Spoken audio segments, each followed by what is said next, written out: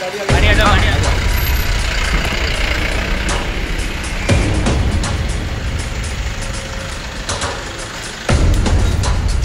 मत, हिलाओ मत, हिलाओ मत, हिलाओ मत, हिलाओ मत, अरे हिलाओ मत, आगे क्यों जा रहे हो?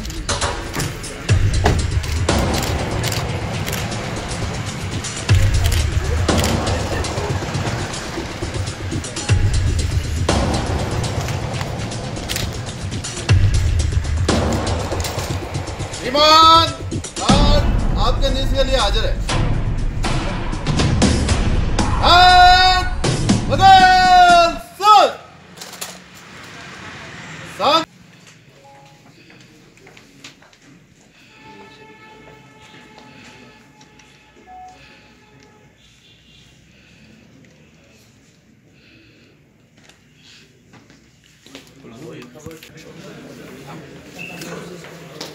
हाँ सर, वो कॉन्फ्रेंस हॉल में बैठे उनको बुला दो, एडिशनल आपका लोन ऑर्डर अच्छा निकल गया सर।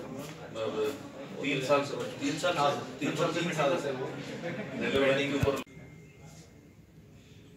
इनको बार-बार समझा रहे हैं कि ये मत करिए सर, समझ नहीं पा रहे सर।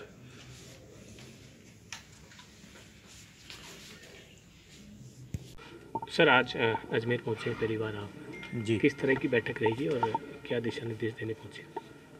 देखिए अजमेर तो मैं पहले भी बहुत आया हूँ, यहाँ पोस्टेड भी रहा हूँ, पहली बार नहीं आ रहा, लेकिन आज क्योंकि मैं दौरे पर था और अजमेर रास्ते में था तो एक रिव्यू यहाँ रखा है जिसमें अजमेर रेंज के सभी पुलिस अधीक्षकगण को बुलाया है।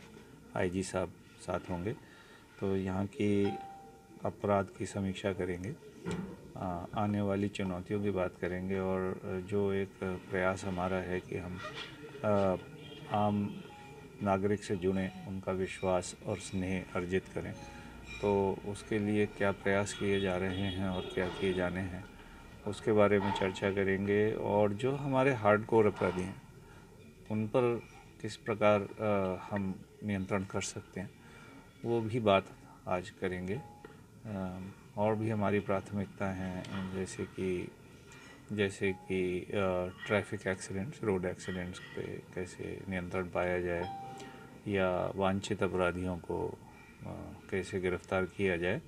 इसके अलावा हमारी एक प्राथमिकता समाज के कमज़ोर वर्गों, महिलाओं, बच्चों, इनके लिए भी है।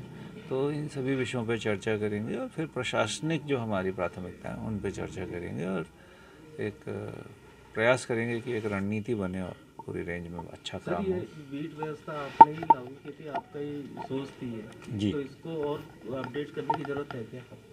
बीट व्यवस्था को अपडेट करके अभी निर्देश जारी कर दिए गए हैं कुछ ही दिन पहले और मैं समझता हूं कि आपको फील्ड में उसका जो इम्पैक्ट है, जो उसका असर है वो थोड़े दिनों में दिखने लगेगा। क्योंकि आपका ही वो था सर, आपके समय में जब आप आईजी थे यहाँ जी, उसी समय आपने कॉन्सेप्ट।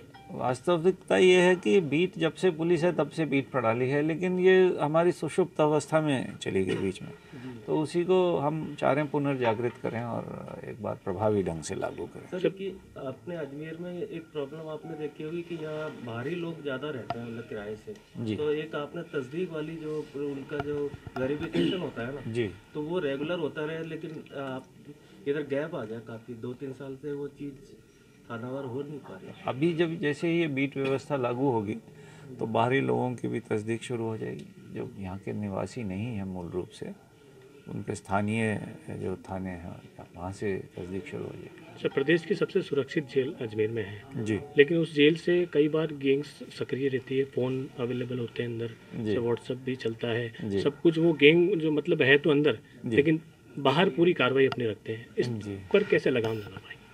देखिए जेल का जो प्रशासनिक नियंत्रण है वो डीजी साहब जेल के पास होता है, डीजी पुलिस के पास नहीं होता, लेकिन आपराधिक गतिविधियां जो वहाँ से संचालित हो रही हैं वो हमारे जिम्मेदारी है कि या तो वो हम रोक पाएँ और या फिर अगर होती हैं तो उनको हम तुरंत ही कार्रवाई करके और अन्वेषण पूर्ण करके उनकी अन्वीक्षा के लिए कोर्ट में भेजें।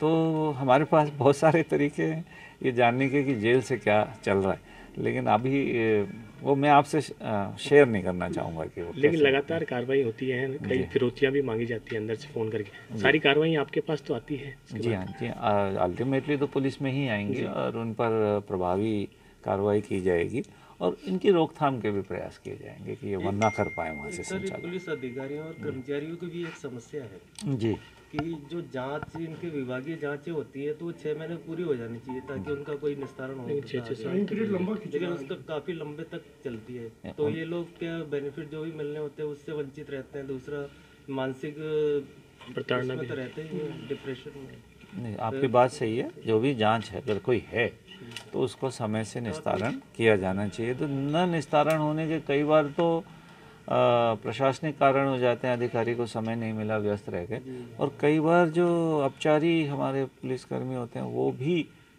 देरी करना चाहते हैं। तो दोनों ही कारण हैं, लेकिन हम इस पर काफ़ी नियंत्रण रखने का प्रयास करेंगे कि देरी ना हो, और अगर देरी हो तो उसके कारणों का विश्लेषण हो कि वही जांच देरी से क्यों हो रही है। आगामी दिनों में लोकसभा चुनाव आने वाले हैं, उसको लेकर भी यहाँ चर्चा? बिल्कुल चर्चा की जाएगी। वो हमारी ये लोकतंत्र का पर्व है चुनाव, तो वो शांति से हो, वो निष्पक्ष हो और हर मतदाता अपने मत का उपयोग बिना किसी भय के, बिना किसी प्रलोभन के कर सके, ऐसा वातावरण पैदा करने के लिए पुलिस को क्या करना है उस पर भी चर्चा करेंगे। आगामी दिनों में और कोई नवाचार किया जा रहा है?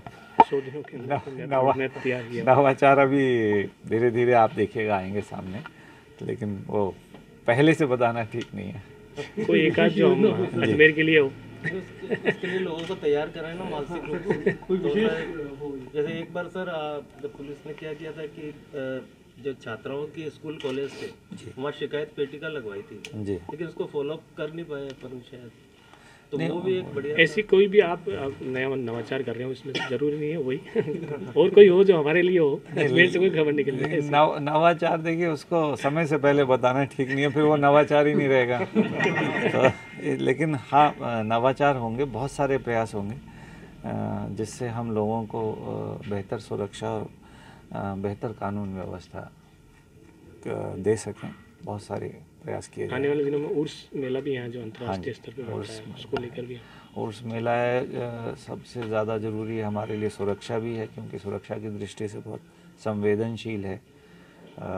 दूसरे हमारी व्यवस्था जो उसका मैनेजमेंट है, प्रबंधन, कि लोग आएँ जाएँ सुरक्षित रहें और उनका जो मूवमेंट है यहाँ पे वो भी एक नियोजित तरीके से हो। ऐसा नहीं हो कि उसमें कोई दुविधा या दुर्घटना की संभावना हो या व्यवधान की संभावना हो। तो अब हम काफ़ी समय से क्योंकि ये कर रहे हैं, काफ़ी तो हमारी ड्रिल इसकी अब मेरा ख्याल से तय हो चुकी है, पर हर बार ने कुछ ना कुछ नया सीखते हैं और उसे सुधार करने का प्रयास करते हैं। तो वो करेंगे, इस बार भी करेंगे। बांग्लादेशी घुसपैठिया भी लगातार बढ़ रहे हैं, अजमेर से भी कई मिले हैं और अन्य इलाकों में भी आपने देखे होंगे जी। उनकी रोकथाम के लिए उनकी देखिए, ये एक अंतर्राष्ट्रीय सीमा का मसला है, उनका आना जाना यहाँ पर, और सीमा पर भी कुछ भारत सरकार और हर राज्य सरकार जहाँ से उनकी सीमा मिलती है वो भी अपना प्रयास कर रहे हैं, और यहाँ आएंगे तो हम भी प्रयास करते हैं कि हम उनको आइडेंटिफाई कर सकें। तो वो प्रयास हमारे निरंतर हैं और जारी रहेंगे। Thank you sir. Thank you.